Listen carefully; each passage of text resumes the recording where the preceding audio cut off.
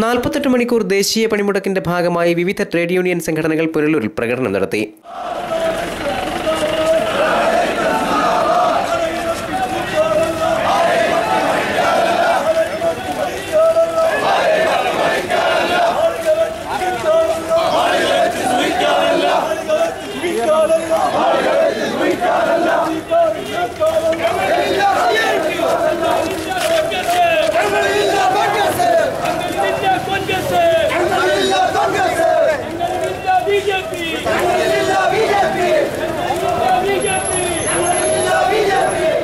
Punalur T B ജംഗ്ഷനിൽ നിന്ന് ആരംഭിച്ച പ്രകടനത്തിൽ വിവിധ ട്രേഡ് യൂണിയനുകളിലെ നൂറുകണക്കിന് പ്രവർത്തകർ അണിനിരന്നു.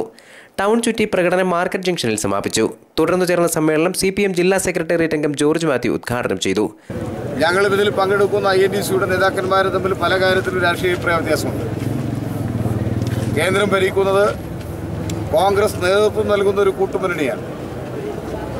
ആ മുന്നണി ഗവൺമെൻറ് ഈ രാജ്യത്ത് 10 കോടിയോളം വരുന്ന തൊഴിലാളികൾ പണിമുടക്കുന്ന പശ്ചാത്തലത്തിൽ ഈ പണിമുടക്കിൽ നിന്ന് സംഘടിത മേഖലയിലെ തൊഴിലാളികളും അസംഘടിത മേഖലയിൽ പണിയെടുക്കുന്ന തൊഴിലാളികളും പിന്മാറണമെന്ന് പലഘട്ടം ആവശ്യപ്പെടുകയും പലഘട്ട ചർച്ചകൾ നടത്തിയിട്ട് പ്രയോജനമുണ്ടാകാത്ത പശ്ചാത്തലത്തിലാണ് ദേശത്തെ നിശ്ചലമാക്കുന്ന 48 മണിക്കൂർ പണിമുടക്കിലേക്ക് നീങ്ങുന്നത്.